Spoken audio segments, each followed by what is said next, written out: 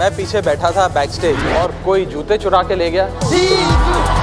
नेता की जेब से पैसा निकलवाना चाहते हैं। सबसे मुश्किल काम ये है राघव को उसके काम से निकालना। বলিউডের জনপ্রিয় অভিনেত্রী পরিণীতি চোপড়া ও ভারতের তরুণ রাজনীতিক রাঘব চাড্ডা এই দুই তারকার প্রেমের গল্প শুরু হয়েছিল নিঃশব্দে, কিন্তু আজ তা বলিউডের সবচেয়ে আলোচিত জুটিগুলোর একটি। 2023 সালের সেপ্টেম্বরে রাজস্থানের রাজকীয় আয়োজনের মাধ্যমে যে গল্প শুরু হয়েছিল, আজ তা পূর্ণতা পেল এক নতুন জীবনের আগমনে। 19 অক্টোবর সকালে দিল্লির একটি বেসরকারি হাসপাতালে একটি ফুটফুটে পুত্র সন্তান জন্ম দেন পরিণীতি চোপড়া।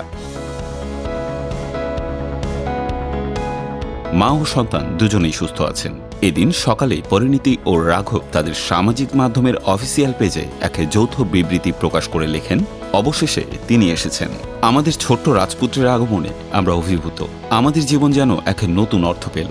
প্রথমে আমরা একে অপরকে পেয়েছিলাম, এখন আমাদের সবকিছু রয়েছে। তাদের এই সংবাদ ছড়িয়ে পড়তেই বলিউডের অগণিত তারকা শুভেচ্ছা জানাতে ভিড় করেন মন্তব্য বিভাগে।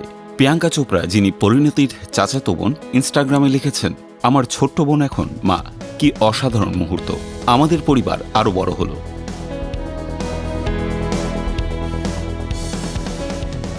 আয়ুষ্মান খুরানা, কৃতি শ্যানন, অনন্যা পাণ্ডে সকলেই জানিয়েছেন আন্তরিক অভিনন্দন।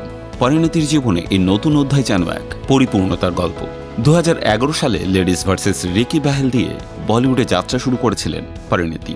এরপর ইশক জাদে, হাসি তো ফাসি, গোলমাল এগেইন প্রভৃতি সিনেমাতে নিজের অভিনয় দক্ষতার প্রমাণ দিয়েছেন।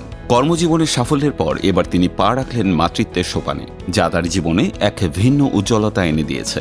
অন্যদিকে রাঘব চাড্ডা, যিনি ভারতের আম আদমি পার্টির এক অন্যতম তরুণ নেতা, সংসদ এবং রাজনীতির জীবনে নিজের দৃঢ় অবস্থান তৈরি করেছেন।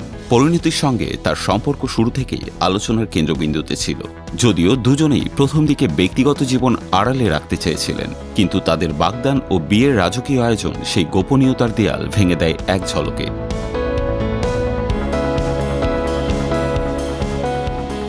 রাজস্থানের উদয়পুরের লীলা প্যালেসে অনুষ্ঠিত হয়েছিল তাদের স্বপ্নময় বিয়ে। সাদা ফুলে সাজানো বাগান, রাজকীয় পোশাক আর হাসি মুখের দুই তারকা যেন রূপকথার রাজা রানী। আর সেই রূপকথায় যোগ হলো এক নতুন চরিত্র, তাদের ছোট্ট সন্তান।